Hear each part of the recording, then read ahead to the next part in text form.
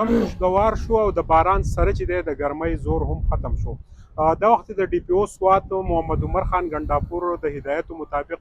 چې څومره اس ډي پی اوز دي هغوی ته سپیشل هدایت جاري شوی دی چې د دریای سوات په غاړه باندې او خوا او شا چې کم برساتي لښتي دي او د غرونو نه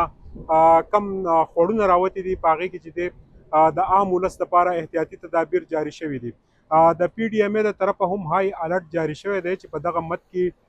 سرکل ډي اس پي سید رحیم خان چې دی دا وخت د ګیمن په برج باندې د خپلې نفرۍ همراه ولاړ دی او په دې موقع باندې د ریسکیو ریسپانس ټیم 1122 اهلکار هم راورسېدل د دې مقصد دپاره چې په دې کې څه جاني نقصان ونه شي او کم خلک چې د دریای سوات په غاړه موجود دي هغه د دې ځای نه لرې کړی شي. د په 144 آلریډي امپلیمنټ شوي ده. زما سره اس ډي پی او سید رحیم خان موجود دی. سپین دادا دا راته ووایي چې په ډي پی او سوات هم میسج ورکو او ورسره ستاسو نفریم دا وخت د دریای سوات په غاړه موجود ده. څه ګڼئ اطلاعات څه دي او ډېر په شدت سره باران هم وشو. دا وخت د سب ډویژن بریکوټ د اوورال صورتحال نه مې خبر کړه. بسم الله الرحمن الرحیم. ډېره مهرباني سهیل باچا. اوس ریسنټلی چې څنګه باران شروع شو نو زمونږ ډي پی او صاحب زموږ په ګروپونو کې یو میسج جاري کو چې یاره د بره نه اطلاعات دي چې یاره ډېر هیوي رین او د هغې سره خوړونه چې دي هغه په ډېر دغه تعداد سره را روان دي.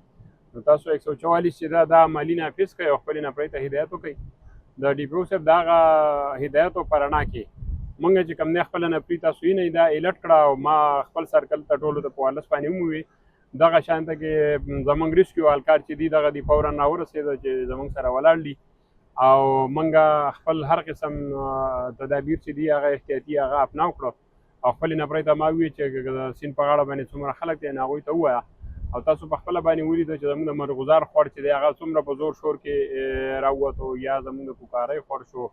یا داسې بره د بحرین د سایډ نه نو ستاسو د دې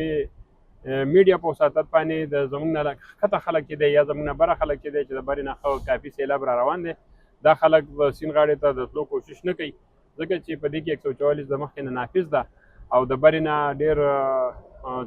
طوفاني باران وشو او خوړونه را روان دي نو چې دا خلک احتیاطي تدابیر وکړي او د سیند غاړې نه ډډه وکړي. سر د اخرنی میسج را سره هم کنوی کوي چې دا وخت که زمونږ د لنډاکي یا د تاڼې یا د بټخیلي خلک په سیند کې موجودي یا هغوی چېرته کاروبارونه د سیند په غاړه موجودي نو هغې ته سپیشل څه هدایات دي څه انفارمیشن دي چې یاره دوی اوبو مخکې هم نقصانات کړي اوس چې دی هم د دریای سوات اوبه چې دی د دې رفتار ډېر تیز دي د خلکو ته څه انفارمیشن بالکل د هغوی دپاره دا اطلاع ده چې د بره نه اوبه ډېرې په تیزۍ سره روانې دي نو که فرض کړو هغوی د دې سیند په غاړه باندې څه کاروبار کوي یا د سیند په غاړه باندې یا موسم انجوی کول راوتي نو هغوی له فورا د سیند د غاړې نه سایډ ته کېدل پکار دي ځکه چې د اوبو د برې غاړې نه د لپاسه نه ډېرې زیاتې په دغه باندې را روانې دي په زور و شور باندې نو دا اني ټایم